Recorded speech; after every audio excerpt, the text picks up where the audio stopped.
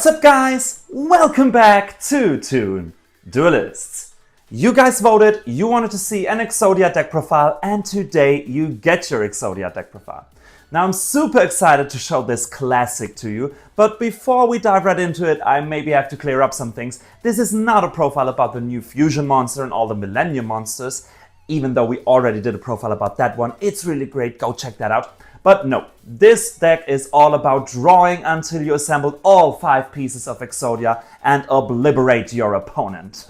Real classic guys. If you want to skip straight to the deck profile, you can look at the chapters down and go straight up. For the rest of you, I go through my typical categories, talking a little bit about the deck, concept, artwork, playstyle, power level and price of course. So let's go. First up, we talk about the concept and lore about the Exodia deck. And yeah, what can I say? I think next to Blue Eyes and Dark Magician, Exodia is the most iconic monster in Yu-Gi-Oh! In total. Even fellas who don't have anything to do with Yu-Gi-Oh! Know about Exodia. It's just an amazing and iconic card. But in the anime, of course, it was one of the most powerful cards in the whole game. We all know it from Yugi's first duel against Kaiba and the first episode of the Yu-Gi-Oh! Anime in general, where he assembled all 5 pieces and was able to defeat Kaiba in this epic moment. Now in the anime though, it had a little bit more lore than just, okay, it was a powerful monster and discarded by Weevil. We maybe don't talk about that, but I'll come back to that later, because actually I don't think it's too bad he threw them away. Anyways, in the anime it also had a big lore behind it. Exodia was a monster so powerful, it had to be split in 5 parts and had to be sealed away. Hence, we have the 5 Exodia pieces in the TCG today. That's the lore in the anime. It also fought against Zork and was equally powered but lost in the end anyhow. And actually, the only time we've seen Exodia being summoned is in the first episode of the anime. It never has been summoned again. It made some appearances in other episodes of the original anime and also in Yu-Gi-Oh! GX, but it always was Exodia Necros or something like that, you know, not the original Exodia. It was never summoned again, thanks to Weevil, and I have to say, I think that's a good thing. I know we all hate Weevil for this, and I do too, but it was a good thing for the anime, because imagine how boring it would have been if Yugi just won straight up every duel, assembling all 5 pieces, and bam, there you go, I won the duel. Totally boring. It was a great decision to ban Exodia. We had this epic moment, and it has never been summoned again, and that's what makes it even more legendary. Another thing I personally think is amazing is that piecing together the 5 pieces of Exodia also resembles the Millennium Puzzle Yugi had and bonded his friendship with Yami Yugi or the Pharaoh in general. So those two are kind of the same. You have to puzzle together those cards or those puzzle pieces to gain this power. And yeah, just a great little thing I love also about the Exodia. But also outside of the anime, Exodia has some amazing lore to explore. It's probably based on Osiris, an Egyptian god who was betrayed by Zet and split up into several pieces that were scattered across Egypt. Sounds familiar, right? Those pieces were collected by Isis to revive Osiris once again. After that, they had a son called Horus. Also a familiar name for people in the Yu-Gi-Oh! TCG, definitely. And afterwards, he ascended to the realm of the dead and ruled there. So very cool lore, if you ask me, to a real Egyptian god right here. So concept and lore is peak when it comes to Exodia, of course. Next up, we talk about the artwork. Now, the only card I have to talk about here is Exodia itself, because all the other cards in our deck, so all other 35 cards, are only support cards. So we care about Exodia and we focus on this one, and what can I say? Exodia is probably one of the best designed monsters ever. It looks like a huge Egyptian pharaoh beast. It's just amazing. It's a majestic and also terrifying beast we can see right here. And if you keep the lore in mind, its pharaonic look, of course, makes totally sense. The ties to Osiris and then giving it this look is just peak. Another thing I discovered when you take a close look, you can see at its fingers it has those kind of bolts. So it kind of looks mechanic, maybe like an armor it wears. If you look at the head, you can also see the blue, I guess, gums around the teeth. So to me, it kind of seems like there's something inside Exodia, that the golden armor we see is just an armor and the real threat is inside. Maybe a mummy? I don't know. It would fit the Osiris lore definitely, or the ties to Osiris, since Osiris ascended and became a god in the realm of the dead. Maybe Exodia is a mummy or a dead, undead deity just trapped inside this armor. We don't know, but I think the design is just peak in total. Next up, let's talk about the playstyle. Well, you draw, and you draw. That's basically all you really do. That's all you care about. You want to draw infinitely until you assemble all 5 parts of Exodia, of course. It's actually fun. I think it's fun playing the deck yourself. For your opponent, I doubt it. I had so many rage quits testing this deck, and even against fellow duels, they just, like walk away if they don't have any interaction, any hand trap or something. It's just, doesn't make any sense. It's a whole different type of game right here. It's, as I said, just drawing, but it's fun. I think at least it's fun. So you have to judge for yourself. Next up, let's talk about the power level.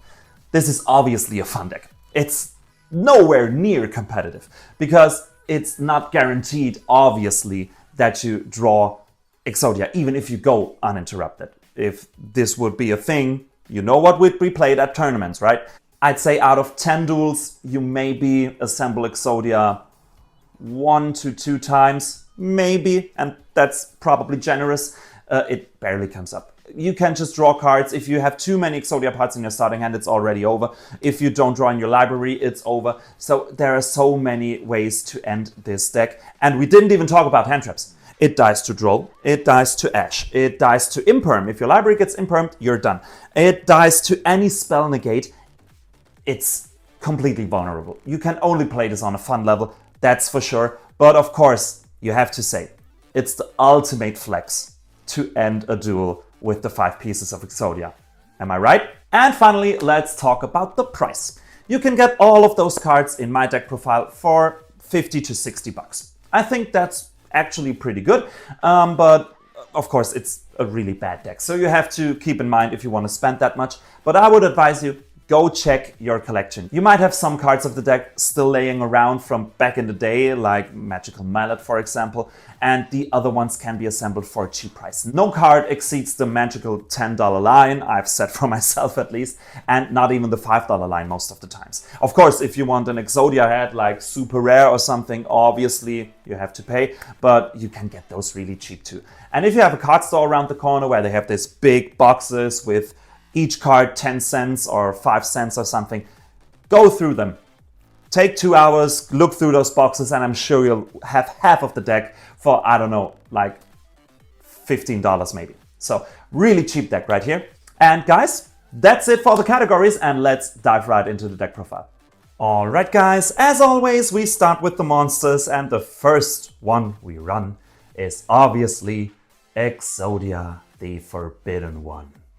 Look at this card, it's just so amazing. And obviously we also run its left arm, its right arm, its left leg and its right leg. There's no other way to show you those cards than in this position. I just have to do it, there's no way around that. Look at this, it's glorious.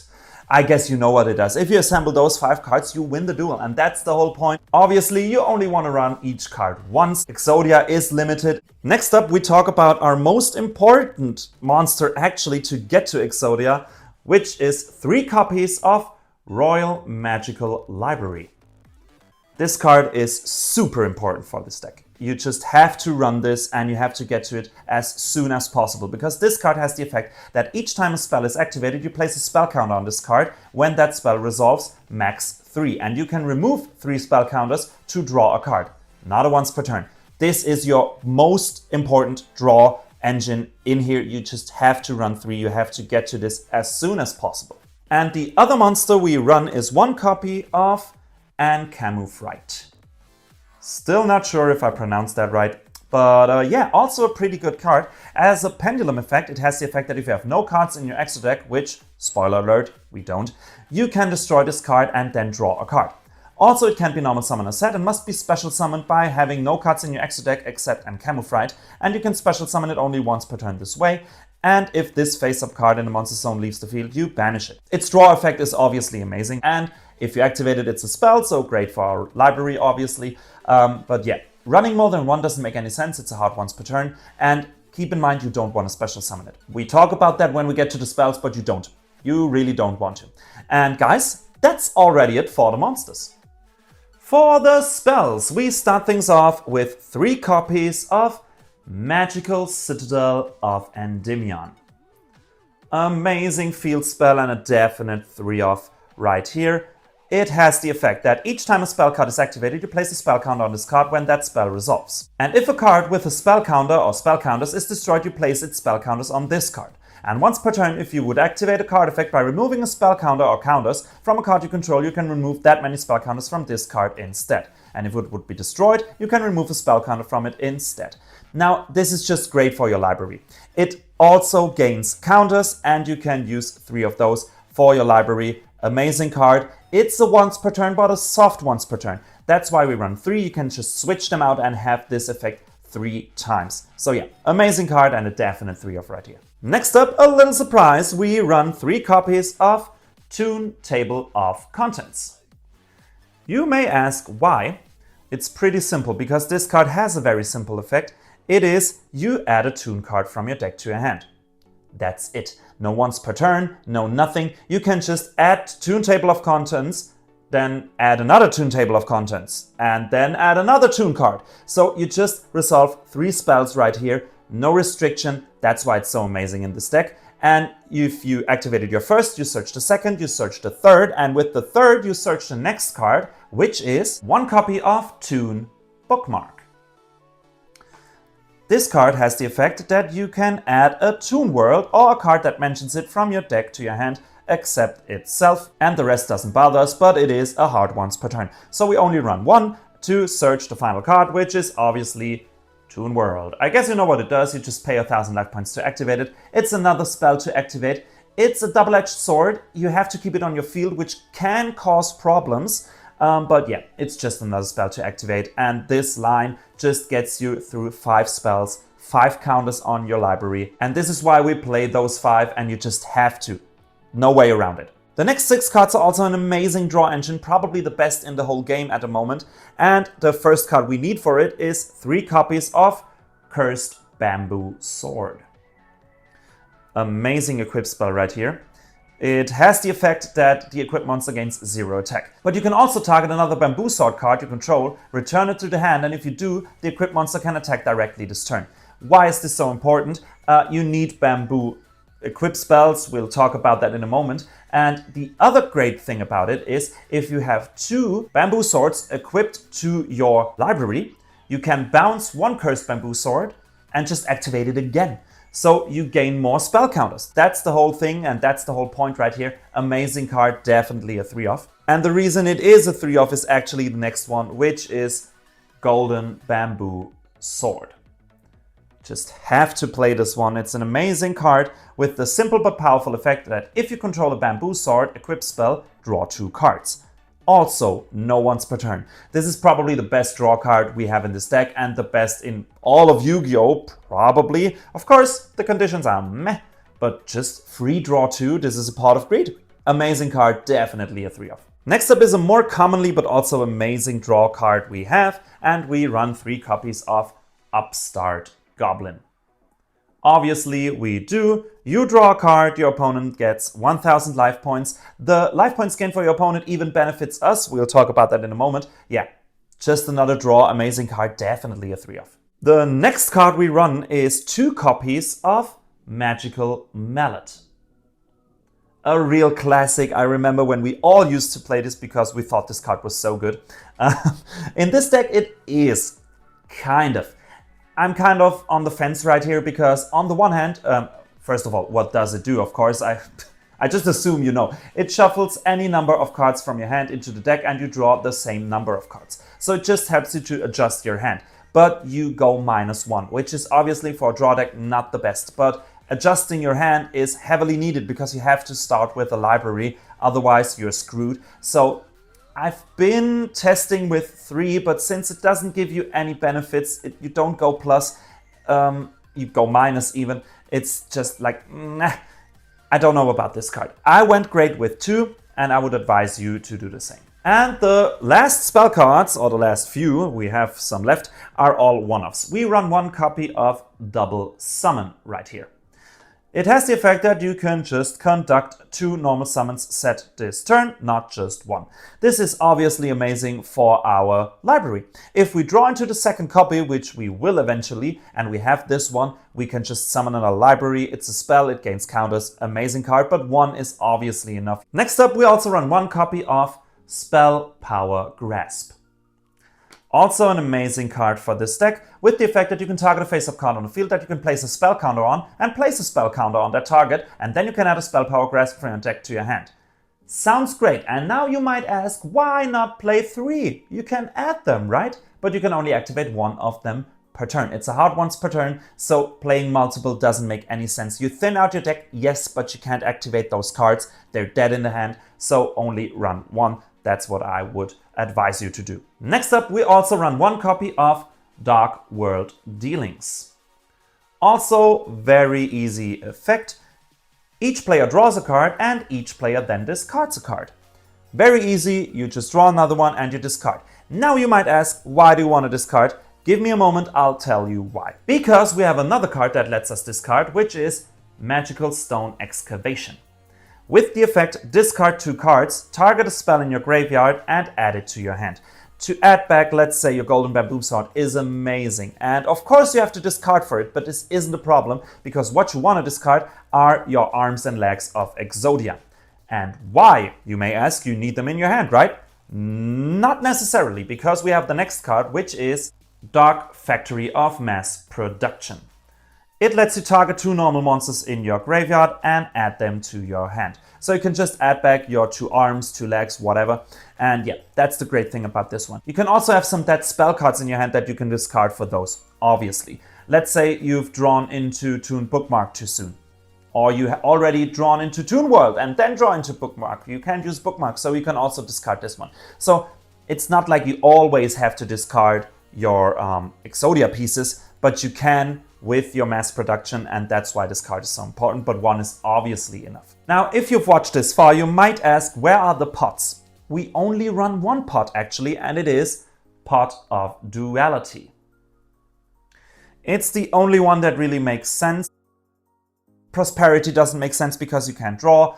Extravagance doesn't make sense. Look up the pots, you will see very easily and very soon that only Duality makes sense. It has the effect that you excavate the top 3 cards of your deck, add 1 of them to your hand, and after that shuffle the rest back into your deck. It's a hard once per turn, and you can special summon during the turn you activated this card. Very important. Double summon gives us another normal summon. That's why you don't want to summon Camouflage, because it is a special summon. If you do, you can't activate Duality. So watch out with Camouflage right here. Otherwise, it's a great card. Just look at the top 3, add 1 of them. That brings you further. Amazing card right here. And the next section is the limited section. We run a lot of limited cards right here because, of course, good draw cards are mostly limited or forbidden. Looking at you, Pot of Greed. And the first limited card we run is Contract with Dawn 1000. It's a permanent spell. That's a little bit of a shame because with our 3 bamboo swords and our Toon World and our contract, our spell and trap zone will be full, and you don't want this, obviously. But this card is just great. It has the effect that when it is activated, both players lose 1000 life points, and if they do, each draws a card. And all cards that are drawn while this card's effect is applied must remain revealed. And while a player's spell card in their hand is revealed by this effect, that player cannot normal summon or set monsters. You have to watch out for this. It can block your opponent if you didn't go through, if you didn't get Exodia turn 1. This can of course be great. If he has a spell revealed and maybe can't activate it because the conditions aren't met, he can't normal summon. That's cool, but the same goes for you. So watch out with this one. You want to bring out at least 1 library before you activate this card. You have to be careful with this one. Next up is an amazing card called 1 Day of Peace. An amazing card with the simple but powerful effect, at least for this deck, that each player draws a card and neither player takes damage until the end of the next turn. So, just an amazing card. You are safe for your next turn, each player draws 1. What can I say? Amazing. Next up, we also run 1 copy of Terraforming. Obviously we run 3 field spells Actually, we run 4, but I don't want to spoil it too much. We'll get to that. Next up is Card of Demise. Love the artwork. An amazing card because it has the effect that you draw until you have 3 cards in your hand, and for the rest of this turn, after this card resolves, your opponent takes no damage. Doesn't bother us. And during the end phase of this turn, send your entire hand to the graveyard. It's a hard once per turn and you can special summon. So another reason not to special summon in Camouflage. And obviously, you discard your whole hand at the end phase. It's a do it now or don't do it at all thing. Yeah, but that's what we want to do. So it's no problem and it gains you a +2. This is actually pretty great. So yeah, definitely run this one. And next up is another great card called Into the Void. This card has the effect that if you have 3 or more cards in your hand, you draw a card, and if you do during the end phase of this turn, discard your entire hand.